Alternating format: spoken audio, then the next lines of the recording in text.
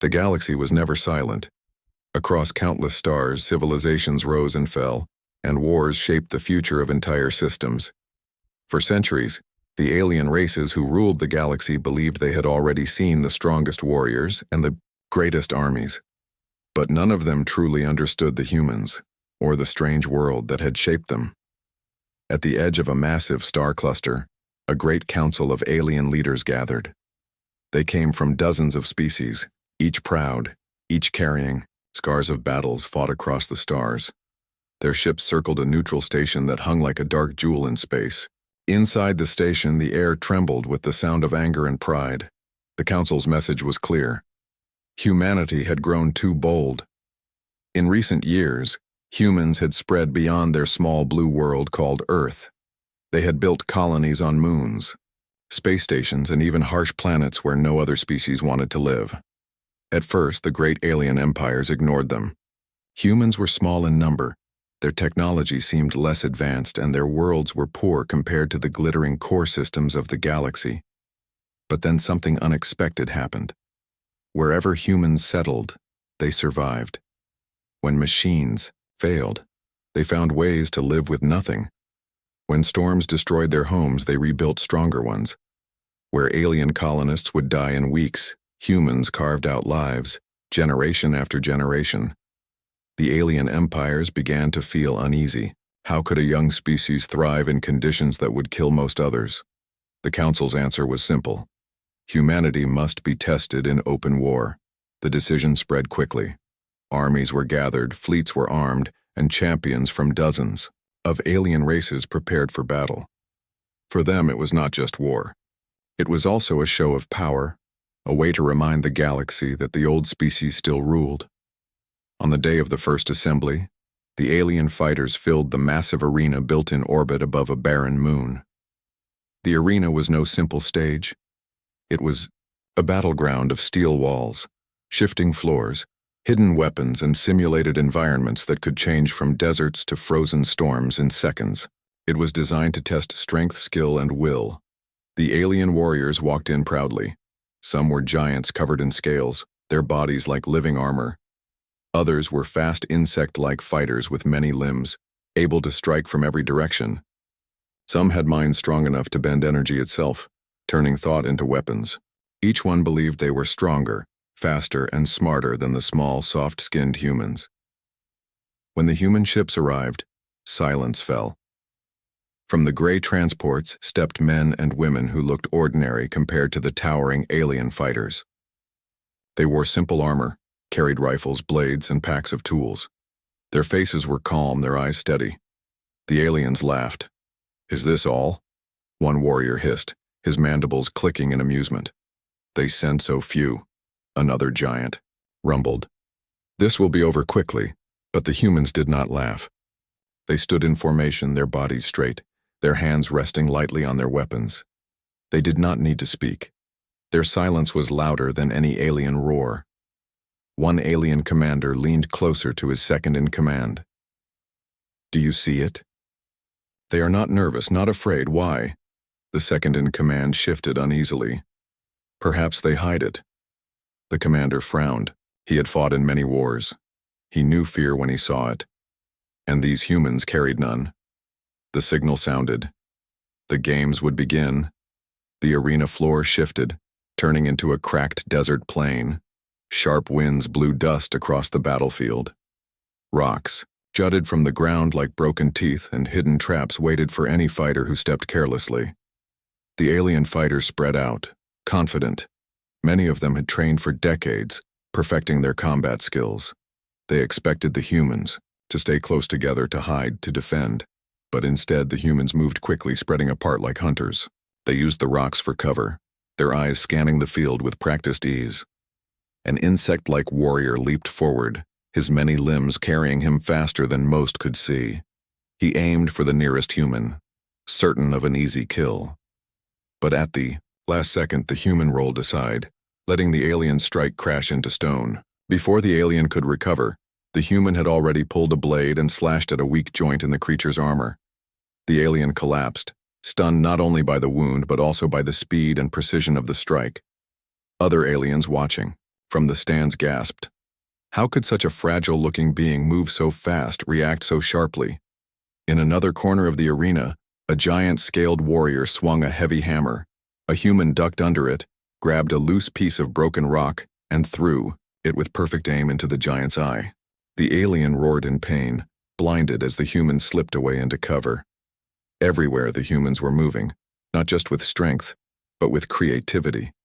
They did not fight like machines, following a set pattern. They adapted to every moment, every danger. The alien commanders in the stands leaned forward, watching closely. They saw humans use traps against their makers, turning dangers into tools. They saw humans climb broken walls, dive into storms of sand, and vanish before striking again. One commander whispered almost to himself, "They fight as if the battlefield is their home." Hours passed and the fight grew harsher. Alien bodies lay scattered across the arena floor while the humans stood bloodied but alive. Their breaths came heavy, sweat marked their skin, but still their eyes burned with focus. The alien crowd grew uneasy. This was supposed to be a show of alien superiority, but instead it became a display of human survival. From above, the council members exchanged nervous looks. One of the oldest leaders, a being with silver skin and eyes like glass, spoke slowly. "We may have misjudged them." Another leader shook his head. "They are clever, yes, but they are still only human. They cannot stand against the full might of our fleets." But deep inside, many of them were not so sure anymore. When the battle ended, the humans stood in the center of the arena. They were tired, but their faces carried no fear, no weakness. They had survived. And more than that, they had thrived in conditions that would have broken most alien warriors. The crowd of alien fighters fell silent. None mocked them now. The human commander stepped forward, looking up at the stands filled with alien leaders and soldiers. He said nothing, but his expression carried a message clear enough for everyone to feel. This was only the beginning. And, in that silence, in that heavy air of unease, a single truth began to take root among the galaxy's greatest warriors. Humans were not weak. They were something far more dangerous. They were survivors from a death world. The human ships had barely left the arena when the alien fleets began their real attack. In space, the battles were different, faster, and deadlier. The alien commanders expected the humans to panic when confronted with massive warships and energy, weapons capable of vaporizing entire cruisers. But the humans did not panic. Aboard the flagship Horizon, Commander Elias Marlowe watched the alien armada through the bridge's transparent viewports. The stars were bright, but the glinting weapons of the aliens shone even brighter. Marlowe's crew moved silently, their fingers deftly managing consoles, adjusting shields, weapons, and communication channels. They were calm because they had trained in harsher conditions than any alien could imagine. "Shields at full, weapons ready," Marlowe said quietly.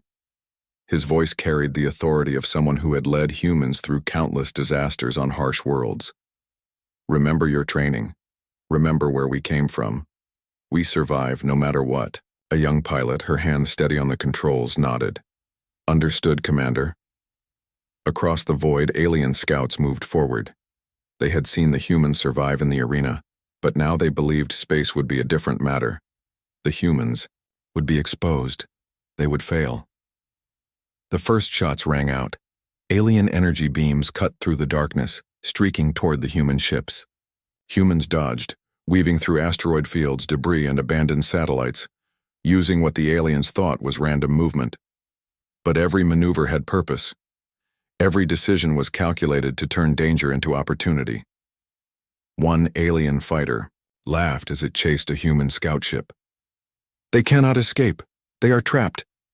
But the human pilot dived, spinning between the debris. The alien's long tentacle-like arms lashed out, missing entirely. The human fired a small pulse cannon that ricocheted off a rock, striking the alien vessel's engine. Sparks and smoke filled the alien cockpit. From his bridge, Marlowe watched, proud but focused. "Good. Keep moving. Use everything around you. The battlefield is yours if you can see it." Meanwhile, closer to the front line, ground assaults on a moon base began. Alien dropships fell like dark meteors from orbit, carrying legions of armed warriors. They expected easy victories, but the humans on the base were ready. They had prepared traps, hidden tunnels, and improvised weapons from mining equipment and old machinery. As the first alien soldiers landed, they were met with sudden explosions and flying debris. Alien armor, no matter how strong, could not protect against crushing steel, spinning drills, and falling beams. The aliens were stunned. "They fight like the moon itself is alive," one whispered. Human soldiers moved in squads using teamwork and instinct. Where one alien attacked from the front, another human appeared from behind. Where the aliens tried to rely on technology, humans relied on ingenuity. They made use of the environment in ways no alien had ever imagined. One young human, barely 20 years old, used a mining crane to swing across a gap, knocking 2 alien warriors into a pit.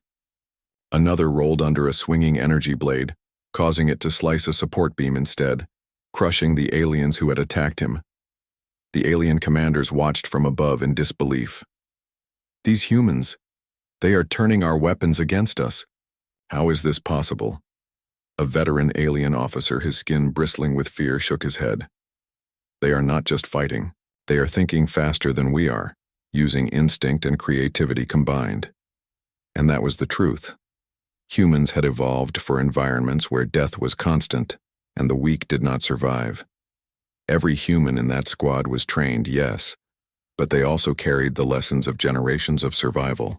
Every danger they faced on Earth had been sharper, faster, and more unforgiving than anything the aliens could throw at them now. Back in space, the human fleet adapted just as quickly. Alien ships were faster, larger, and armed with devastating weapons, but humans were unpredictable. They used asteroid belts as shields, flew into the shadows of giant gas clouds, and set ambushes where the aliens thought there was nothing but emptiness. One alien commander roared in frustration as his flagship took damage. "How can they survive that? Their shields should have been destroyed." Another replied, trembling, "It is not just shields. It is them. They do not fear death like we do." On board the Horizon, Marlowe noticed the reaction. He had expected aliens to be overconfident, but seeing the fear in their eyes, he understood something important. Humans were not just winning because of skill or technology. They were winning because the alien perception of danger was weak. Humans had been trained by death itself, and for them, danger was a puzzle to solve, not a sentence to die. "Keep pressing forward," Marlowe said. "Do not give them a chance to recover. Make them see that underestimating humans is a mistake they will never forget." Hours passed, and the battle intensified. Alien fighters tried every tactic, coordinated strikes, overwhelming force, energy storms, and even psychological attacks meant to frighten the humans, but nothing worked. Every time, humans adapted. They moved through space like ghosts, striking where the aliens least expected. Even the most veteran alien commanders could not understand it. Humans were small, fragile, and unarmored compared to their towering opponents, but every human seemed to anticipate danger before it appeared. They used the environment, the machines, and even the enemy's own mistakes against them. In one dramatic moment, a massive alien dreadnought fired a concentrated energy beam at a human cruiser. The humans dove through a dense field of floating ice and metal debris. The beam hit a giant fragment, splitting it into shards that flew back and tore through the dreadnought's hull. Alarms blared, and the alien ship shuddered violently. The aliens could not believe it. A small human ship had turned their most powerful weapon against them. In a hidden corner of the battlefield, a squad of human marines stormed a captured alien outpost. Their mission was nearly impossible. Alien defenses were high and escape routes were few. But the humans used every advantage. They climbed walls, swung across chasms, and even lured alien guards into traps of their own making. Within hours, they had captured the outpost, not by brute force, but by using cunning, teamwork, and understanding of the alien psychology. Alien observer on a nearby satellite whispered to his comrade, voice trembling, They think like predators. Everything we do they predict or twist. I have never seen anything like it." The comrade did not reply. He could not. He was frozen, staring at the humans as if they were not living creatures but forces of nature themselves. By the end of the day, the battlefield had changed completely. Alien forces were scattered, their confidence shattered. The humans had won every engagement, often with minimal losses. Even when they were wounded, they continued, refusing to retreat. On board the Horizon, Marlowe gathered his crew. "Today we showed them what it means to survive. Tomorrow we will remind them again. They think this is a battle. For us, it is just another day of living." Outside, the stars seemed quiet, but Marlowe knew better. The galaxy had watched. Alien warriors would speak of this day for centuries. They would whisper tales of humans who moved with impossible speed, who turned danger into advantage, and who survived where others would die. And among those alien warriors, fear had begun to grow.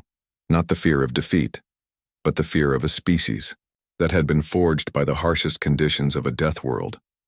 The humans did not celebrate. There was no boasting, no arrogance. They understood that this was only the first clash, and that greater challenges awaited. But for the aliens, the first truth had been made clear. Humans were not fragile. They were forces of survival, born of a world that would kill anyone weaker than themselves.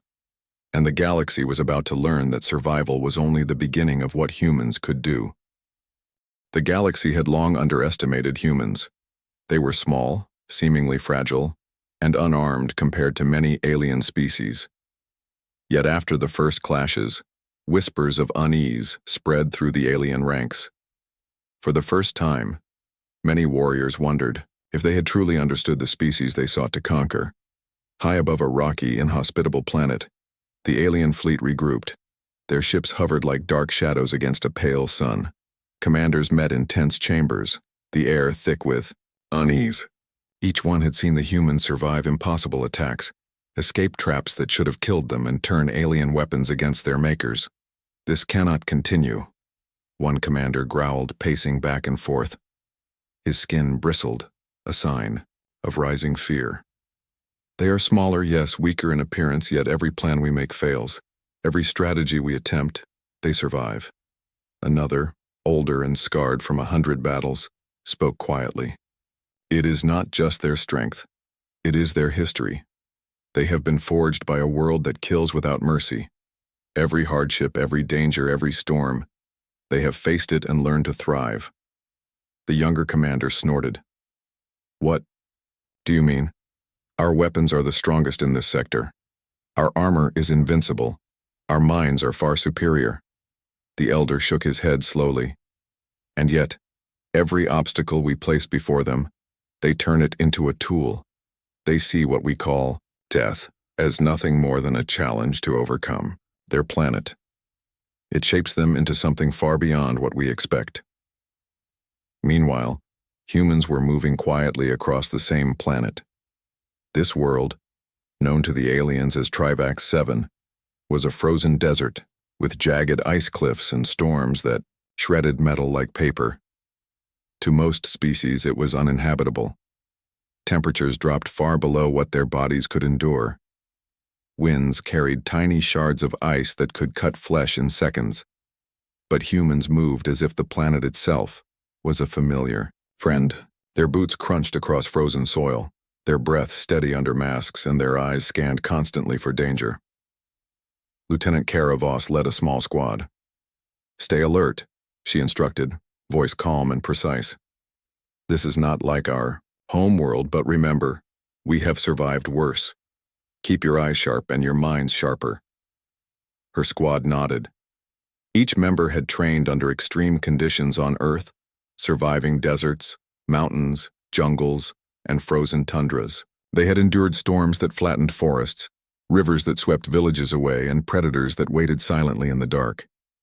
To them, Trivax 7 was only slightly harsher than some of the regions they had left behind. As they advanced, an alien patrol appeared. Huge armored warriors with multiple limbs and glowing eyes moved with deadly precision. expecting humans to panic. They charged, weapons raised. The humans did not flinch. Using the terrain, they leapt from ice ledges, slid under swinging energy blades, and sent explosive charges ricocheting to strike multiple enemies at once. One human grabbed a shard of ice, threw it like a javelin, and pierced the armor of an alien warrior. Another used the alien's own weapon to knock out a second attacker. By the time the aliens realized what had happened, the humans were gone, blending into the icy terrain, disappearing as if the planet itself had swallowed them. The surviving alien soldiers retreated to report what they had seen. Their messages were filled with fear and disbelief.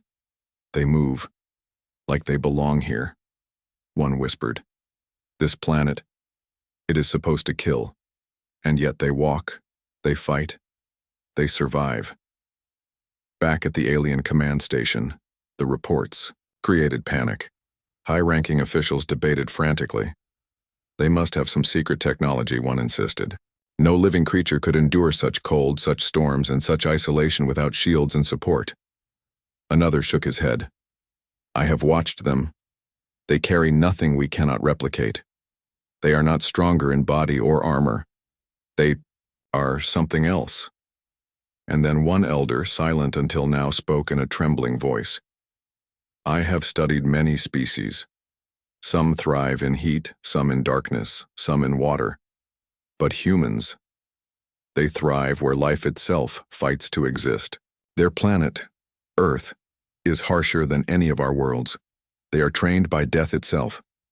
Every generation, every child learns survival not as a game, but as life itself. That is why they endure." A hush fell over the room.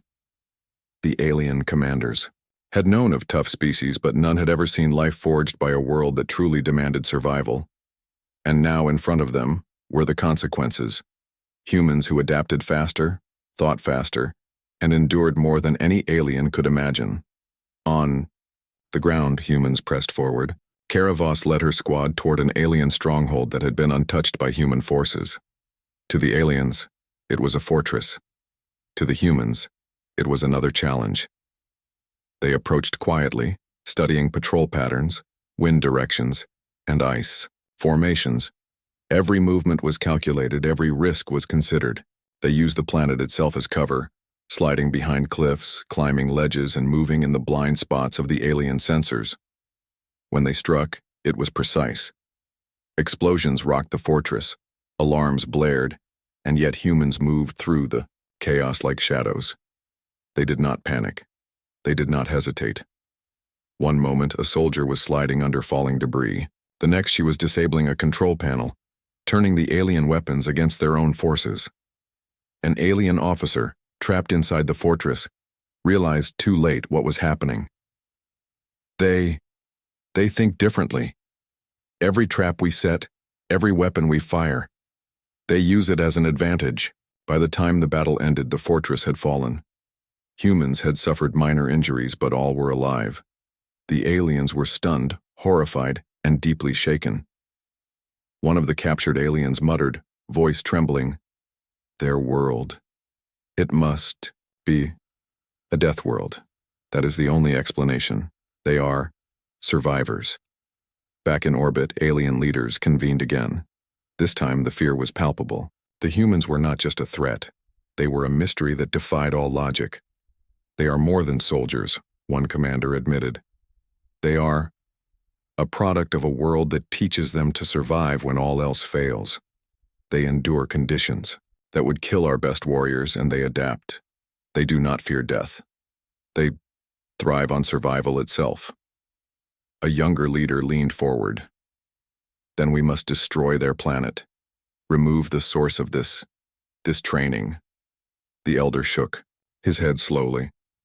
"You cannot destroy a world without consequences, but even if we could, the humans already carry the lessons of survival within them. Every battle we fight will remind them of home. Every danger will only sharpen them." Panic began to spread among the ranks. The truth was terrifying. Humans were small. They could be crushed by numbers, they could be harmed by weapons. Yet their resilience made them unpredictable, uncontrollable, and ultimately unstoppable in ways the aliens could not measure. Across the galaxy, the whispers grew. "Deathworlds produce the strongest soldiers," one officer said quietly. "And Earth is a death world unlike any other." Meanwhile, on Trivac 7, Kara Voss and her squad rested for a moment. The icy winds whipped around them, biting through layers of armor. Their breath rose in clouds, their bodies tired but alert. "Commander," one soldier said, "they're scared. I can feel it. Every patrol we avoid, every trap we set. They're frozen when they see us," Voss nodded. "Good, let them be afraid, but remember, fear is not enough. We survive because we prepare, because we endure. Let them learn that lesson slowly, one clash at a time." The soldiers smiled faintly, a mix of exhaustion and satisfaction. They had faced alien warriors stronger and bigger than themselves. They had survived storms, traps, and deadly attacks. To them it was just another day, another challenge. But to the aliens, it was a revelation. The humans were no longer just a young species to be crushed. They were a force shaped by life itself, molded by death and tempered to endure beyond imagination. And somewhere in the alien fleets, a single thought spread like wildfire. These humans, they are not fragile. They are survival made flesh. The galaxy had just begun to understand, but the humans had not even begun to fight at full strength. The alien fleet drifted in orbit over another hostile world. The commanders had expected the humans to tire after months of clashes. They had assumed that the small, soft-skinned species would finally break, finally succumb to overwhelming numbers and firepower. They were wrong. Every engagement revealed the same truth. Humans did not fear death. They did not panic. They adapted. And most terrifying of all to the aliens, they seemed to thrive in the face of impossible odds. On the bridge of the alien flagship Zephyrian, Commander Talrek stared at the holographic displays showing human movements on the planet below. His four eyes blinked rapidly, trying to track every squad, every strike, every unexpected maneuver. The humans were small dots in a world of jagged rocks, yet their actions created chaos for the massive alien army. "They are impossible to predict," Talrek hissed. "Every plan we make, every trap we set, they turn it against us. They survive where we expected them to die." Another officer, her antennae trembling, added, "Commander, look at their formations. They spread, regroup, and strike with precision. They are like predators. We cannot keep up." Talrek growled. "They are not just soldiers. They are survival itself, and survival cannot be stopped with numbers alone." Across the battlefield, human squads moved like shadows. Among the jagged rocks, Lieutenant Kara Voss led her team with quiet authority. "Stay alert. Use the terrain. They expect fear. Give them calculation instead. Every step we take should teach them something about the cost of underestimating humans." Her team nodded. They had survived storms, predators, and collapsing cities on their homeworld. They had been trained by Earth itself, where every day was a challenge to endure. To them, alien weapons, towering warriors, and deadly terrain were serious, but not impossible. As the alien soldiers advanced, expecting to crush the humans with superior numbers, the humans struck first. One squad used a hidden crevasse to funnel enemy troops into a narrow passage. Explosives set earlier detonated, collapsing part of the rock above. Aliens screamed as they fell, trapped by the terrain they had intended to control. Another human soldier hurled an improvised charge into a cluster of advancing drones, turning their own energy weapons against them.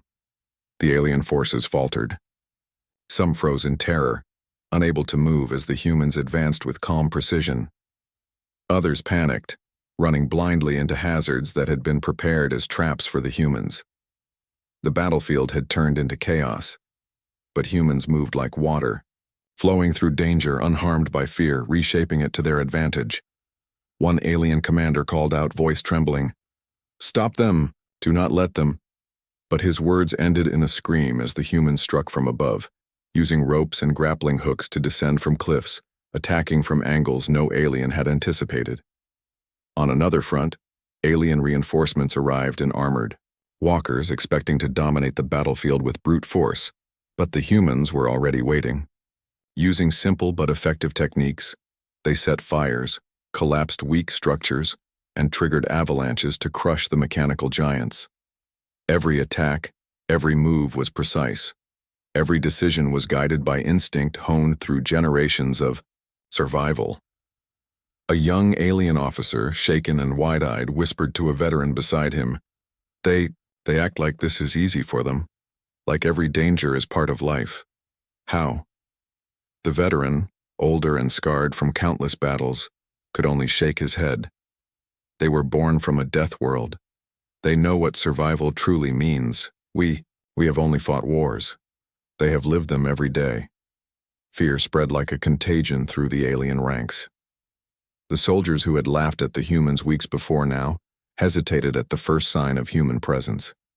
Entire squads froze when they saw human shadows moving among the rocks, waiting, watching, calculating.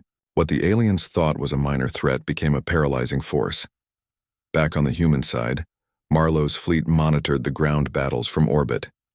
He watched reports of alien panic, of formations breaking under the pressure of human tactics. The humans did not celebrate victories with fanfare. There was no boastful cheer, no arrogant display. They simply continued. Every success was another lesson, another step in a long journey of survival. "Commander," a young communications officer said, pointing to a tactical display, "the aliens, they are hesitating. Entire units refuse to move. They are frozen." Marlowe nodded slowly. "Good. Let them be frozen. Let them learn that we do not fight like any species they have faced. We survive. And survival is only the beginning." Across the battlefield, human squads pressed the advantage. One team used collapsing cliffs to block alien retreat, forcing the enemy into positions where they could be neutralized without direct confrontation. Another team set decoys, luring aliens into traps that used alien weapons against them. Every action was calculated, every risk minimized, every enemy mistake amplified. By the end of the day, alien casualties were high. Their pride had been shattered. Their confidence had turned to terror. Many alien soldiers no longer dared move without orders. Even the most experienced commanders could not rally their troops, because the humans had shown a level of skill, courage, and adaptability that defied all logic. High above the battlefield, Talrek's four eyes scanned reports coming in from all units. Entire sectors had collapsed, not because of human strength alone, but because of fear. The alien soldiers could not comprehend a species that seemed to treat death as an ordinary part of life, a puzzle to solve rather than a threat to avoid. "They are impossible," he whispered. "How can they endure so much and still press forward? How can they fight without fear?" A young officer beside him trembled. "I think they are not afraid of death because they have seen it every day. Their world, it must be harsher than any battlefield we can create." Talrek did not reply. He already knew the truth. These humans were not fragile. They were survivors, forged by a planet that demanded strength and cunning at every moment. The realization brought a cold terror. No weapon, no strategy, no overwhelming force could break them completely. The humans adapted, survived, and thrived. On the planet, Karavos led her squad toward another alien stronghold. The squad was tired, but determination burned in their eyes. Every mission, every engagement, taught them something. They moved with quiet precision, blending into the jagged terrain, striking when the enemy least expected. An alien patrol attempted to ambush them. But the humans had studied the terrain, noted weak points, and used a small avalanche to crush the patrol before it could react. Another patrol tried to attack from above, only to be caught in a cleverly set snare, sending the aliens tumbling into icy crevices. The surviving aliens ran in panic. Fear had replaced confidence. Fear had frozen the strongest warriors. And the humans, calm, focused, and precise, continued their march. Kara glanced at her team. "They are afraid. Good. But remember, we do not rely on fear to win. We rely on preparation, skill, and endurance. Let them learn that the hard way." Her team nodded. They were not monsters, and they did not need to be. Every strike, every tactic, every trap was an extension of what they already were: survivors. By nightfall, the alien command station reported near total chaos on the battlefield. Units refused to move. Soldiers hid, hoping the humans would overlook them. Entire regiments had lost cohesion, broken apart by the combination of human tactics and their own fear. Talrek stared at the reports, dread filling him. They fight like predators. They think like survivors. And worst of all, they do not fear us. We are their challenge, nothing more. They do not see death the way we do. To them, danger is a puzzle, not a sentence. Across the fleet, similar reports came in from every sector. Alien commanders whispered among themselves. Some wept. Others remained frozen in disbelief. They had underestimated humans, and that mistake had shattered their morale. The humans, meanwhile, had no illusions about victory. They knew this was only one battle on one world in a war that stretched across countless systems, but they understood something that terrified the aliens. When a species is forged by survival itself, no army can easily break it, and in the hearts of the humans, the fire of survival burned brighter than ever. The aliens had learned their first, true lesson. Humans were not fragile. They were endurance made flesh, and the galaxy had not yet seen the full measure of what Earthborn soldiers could do. The final battle had begun. The alien fleets gathered above a desolate rocky planet, their numbers massive, their weapons bristling with firepower capable of leveling continents. They had called this the ultimate confrontation, they believed. The humans would finally be crushed, their small numbers and fragile forms swept aside by overwhelming force. They were wrong. On the bridge of the human flagship Horizon, Commander Elias Marlowe studied the enemy formations. His crew worked in quiet precision, adjusting shields, targeting systems, and communications. There was tension in the air, yes, but it was not fear. It was anticipation. Humans had faced storms that ripped cities apart, predators that hunted silently, and enemies that dwarfed them in strength. Nothing in this galaxy had yet challenged their survival instincts in the way Earth had trained them. "Keep the formation tight," Marlowe said, voice calm and steady. "Watch the flanks, use the terrain, and adapt. Every threat is a lesson, every challenge is an opportunity." Lieutenant Kara Voss, on the planet below, led her squads in synchrony. Her soldiers moved across jagged cliffs, deep craters, and icy canyons. Every step was measured. Every decision was guided by instinct, honed by generations of humans who had survived Deathworlds on Earth. Above and below, the aliens expected chaos to weaken the humans. They expected fear, hesitation, panic. What they received instead was focus, calm, and determination.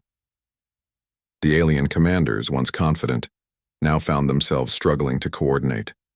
Reports from the ground and space were inconsistent, confusing, impossible to manage. Entire divisions froze mid-command, unwilling to move into positions where the humans might strike. One alien officer, his many eyes wide with fear, whispered to his commander, They do not fight like anyone we have known. They do not retreat, they do not panic, they survive everything we throw at them." Talrek, his 4 eyes glowing faintly, shook his head. "They do not fight to win, they fight to survive. And survival teaches them far more than victory could. We cannot understand them. We cannot control them. We can only witness what they do and hope it ends. But it would not end, not until the humans chose it." On the planet's surface, humans pressed their attack against the alien stronghold. The aliens had prepared traps, walls, and weapons meant to destroy anyone who dared approach. Yet the humans adapted instantly. Rocks were used as shields, fallen beams as weapons, and narrow passages became traps for the unwary aliens. A massive alien warrior charged at Kara's squad, expecting to crush them with sheer size. Kara did not flinch. She directed one soldier to trigger a small explosion behind the creature, while another hurled a weighted cable tangling its legs. The alien stumbled, crashing into a cliff face, its own weapons malfunctioning as the humans moved around it. The surviving alien soldiers fled, terrified. Fear had replaced their confidence. Entire regiments had collapsed, not from human weapons alone, but from the realization that humans could endure any danger and continue to fight. Above, in orbit, Marlowe watched the same pattern unfold on a larger scale. Alien ships attempted concentrated energy strikes, hoping to overwhelm the humans with sheer firepower. The humans moved like shadows through asteroid belts, around gas clouds, and along the planet's natural formations. Every attack by the aliens was anticipated, every mistake exploited. Human ships survived strikes that should have destroyed them, turning debris, fragments, and even alien energy against their foes. One alien commander, panicked and trembling, said aloud, They are impossible. Every weapon we fire, they survive. Every trap we set, they turn it against us. How can they endure this?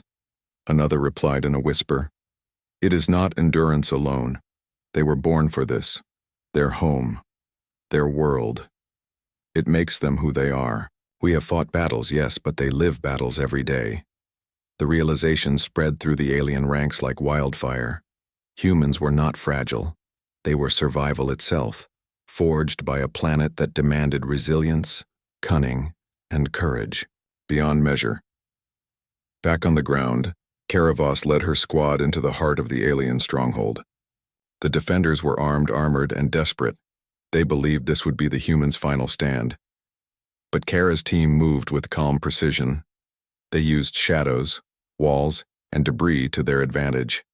They disabled energy generators, rerouted weapons against their owners, and neutralized every alien threat with minimal risk. One alien, trapped in a corridor, looked at Kara and her squad in disbelief. How are you still alive? This place, it should have killed you. Kara smiled faintly, her breath steady. We survive, she said simply. It is what we do. The alien could not comprehend it.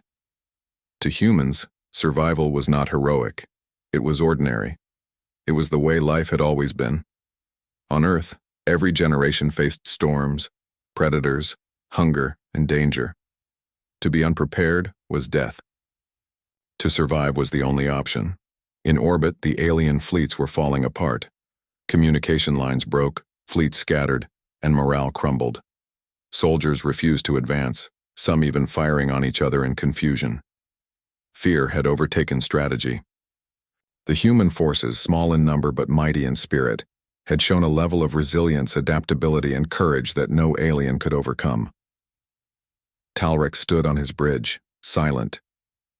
His fleet, his warriors, his pride, they were all being undone by creatures he had once considered weak.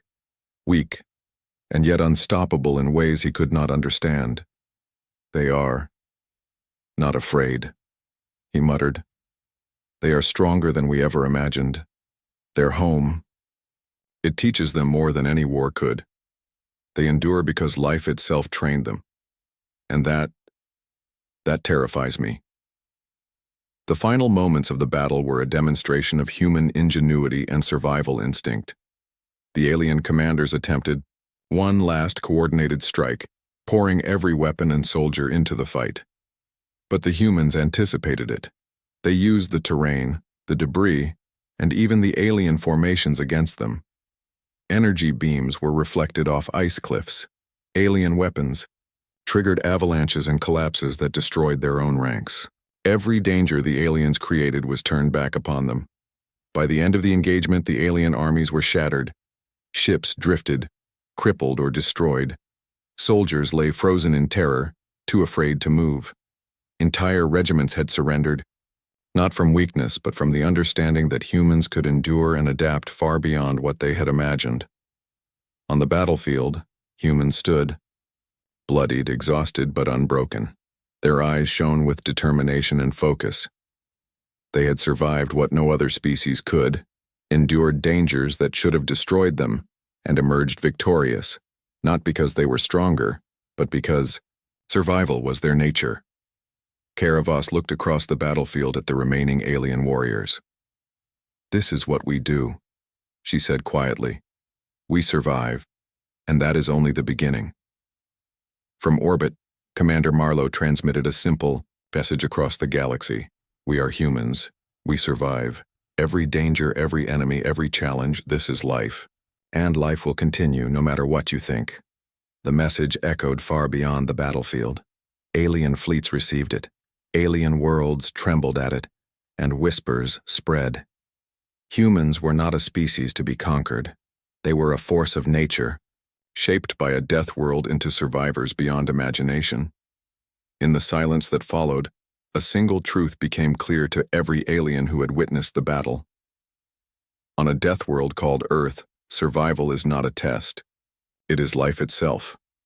And humans are the ultimate survivors. No one could challenge them, not because of weapons or numbers, but because the humans carried the strength of generations, the wisdom of struggle, and the courage to endure anything the universe could throw at them. The galaxy had learned a hard lesson that day. The humans were not fragile. They were the embodiment of survival, and nothing, not fleets, not weapons, not fear, could break them. And somewhere on the edge of the stars, other species whispered in disbelief, awe, and terror. The humans endure. The humans survive, and the universe will never be the same.